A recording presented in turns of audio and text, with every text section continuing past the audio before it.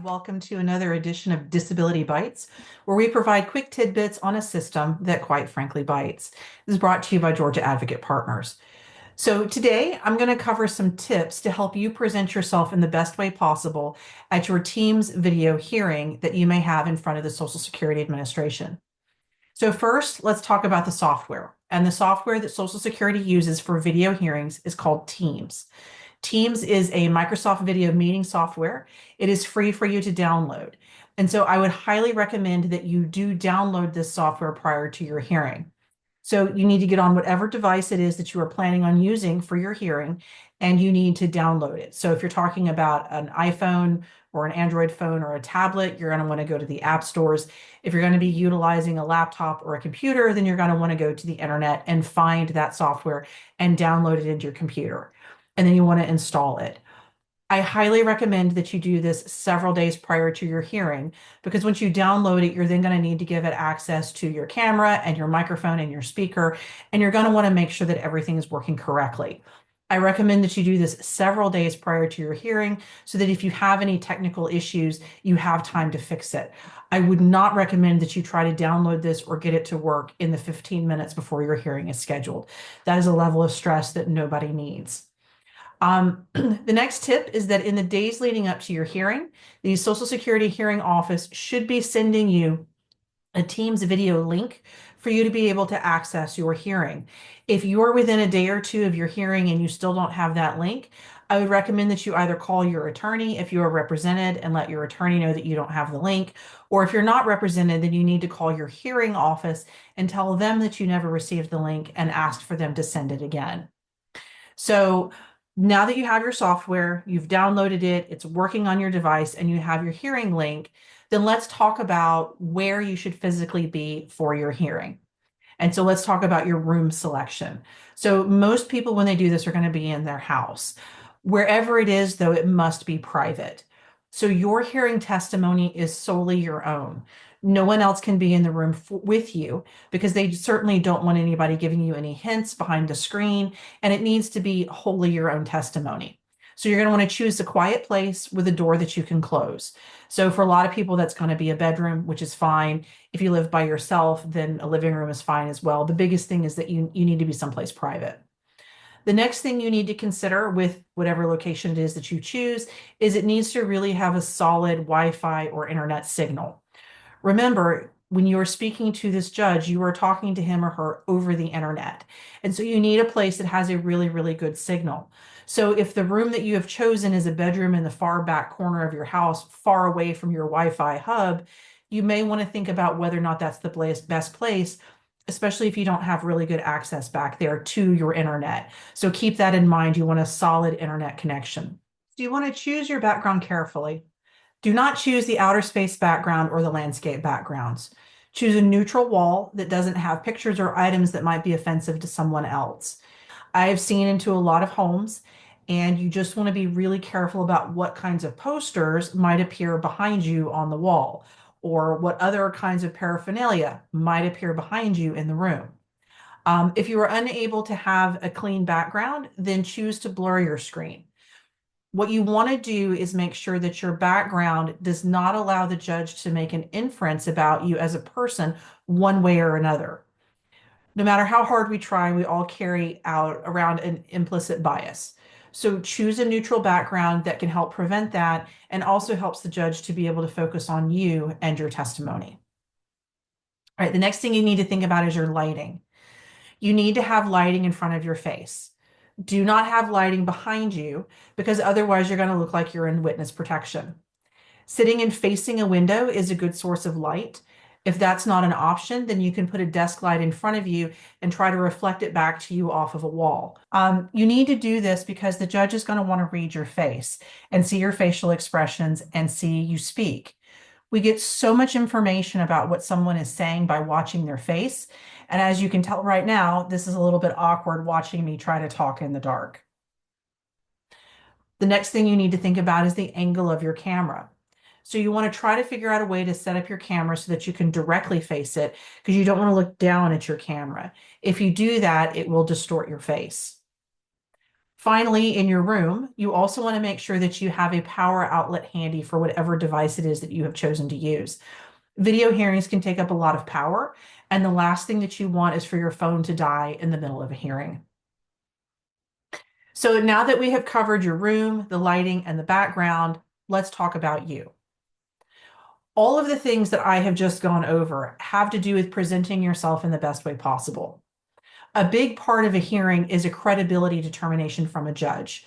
Appearing presentable is a big part of a credibility determination. It also shows proper deference to the court and shows the court that you care about your hearing. So let's talk about what you look. I get this question a lot. Well, what should I wear? The bottom line is what you wear should be neat, tidy, and conservative, at least from the waist up.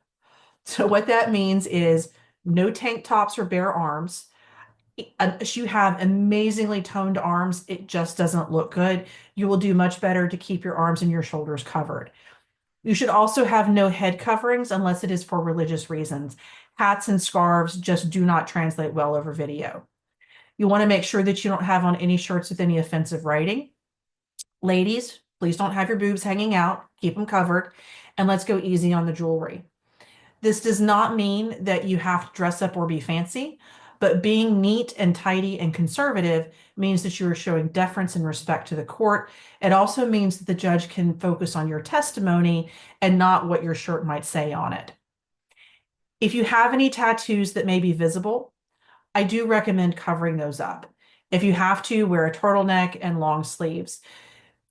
As I mentioned before, everybody has implicit biases. And again, we don't want a tattoo or something else that a judge might see to distract him or her from your testimony. You want to be neat and presentable, and you want to appear credible. Along those lines, if you have multiple piercings, I really do recommend taking them out. If you have large holes in your ears like gauges, you may want to take those out as well. I would do no more than just a simple earring. If you want to wear a necklace or a bracelet, that's fine, but keep it simple and choose only one or two small ones. Especially if you have a lot of clinking bracelets, that can also sound really bad over video. So again, just keep it simple. As far as your hair goes, keep it as contained as you can. I know that's really going to depend on an individual's hair type and how they have it styled. But again, just make it look neat and tidy. If you have very, very long hair, guys, you may want to think about bringing that back. Same thing if you have really long dreads, you may want to tie those back as well. So now that we have covered the software, the room, your appearance, let's move on to some general tips about your testimony. So first of all, remember that these hearings are only going to be recorded with audio. So even though it's by video and you're going to be able to see the judge and the judge can see you, there is no video recording of what is going on. So the first tip is to remember to say yes or no. You want to avoid uh-huhs or uh-uhs or nodding or shaking your head because none of that is going to come across on the audio recording. Similarly, you don't want to say this shoulder or it hurts right here because in the transcript, nobody knows what this shoulder or right here means. So you're going to want to use descriptive language when you speak. How should you talk to the judge? So you can refer to the judge as Your Honor. You can also say yes sir, no sir, yes ma'am, no ma'am. And depending on the context of the questions, you can also say yes or no. As long as you are polite and again showing deference and being kind, that's all that matters. When you are asked a question, please make sure that you let the person asking you a question, whether it's the judge, the vocational expert, or your attorney, finish asking that question. You are going to be very, very nervous during your testimony, and that is completely normal. We also know that you want to do a good job and to do your best on your testimony. That's also normal. Because of that, what happens a lot is people will hear a question, they think they know what the question is that's going to be asked, and they want to jump to answer it. Please don't do that. There is often a lag time of a second or two with questions on Teams because it's across the internet. So the judge may be asking you a question, you think you know what he or she is going to ask. Try to refrain from jumping in there. Let the judge finish asking the questions and then you answer it. There's a couple of reasons for that. Number one, it's polite. Number two, what you thought the judge might be asking may turn out to be something different. And then also that poor court reporter is trying to get a clean audio recording of the hearing. If everybody's talking over each other, it's really, really difficult to do. If you hear a question that you don't understand, it is perfectly fine to say, I'm sorry, I don't understand the question. Can you rephrase it? Can you repeat it? I don't understand. That's completely fine. If a question is asked that you don't know the answer to, you can also say, I'm sorry, I don't know, or I don't remember. Or you can say, I think maybe it was last November, but I'm not sure. Do the best you can. You are not expected to have your medical record memorized. Nobody expects you to testify that on May 15th, 2023, you had a lumbar MRI that showed an L4-5 moderate disc bulge with stenosis and an L5-S1 central canal narrowing. Like, nobody is expecting that out of you. But you should probably be able to say that you had an MRI in the spring of last year and you think that it had some disc bulging on it. But either way, based on what happened, you had some injections over the next couple of months, and those injections maybe really didn't help. That is something you should be able to answer. But answering specifics about your medical records, it's not expected. And besides, the judge has the record there in front of you. Another tip, and this goes along with being nervous, is try to refrain from absolute language. And what I mean by that is that sometimes in the course of wanting to show somebody that you're disabled, you start saying things that, well, this always happens or this never happens. And unless you are 100% positive that it is always and never, I wouldn't use those words. You don't want to say, I never drive, I never do laundry, I never go to the store, or I always use a cane, unless you are 100% certain that it is accurate and that everything in your medical record supports that statement. You will do better to say, I try not to go to the store, or I only drive if I absolutely have to. Because if you say absolutes, odds are there's going to be something in the medical record that contradicts you. So I would certainly try to refrain from saying always and never.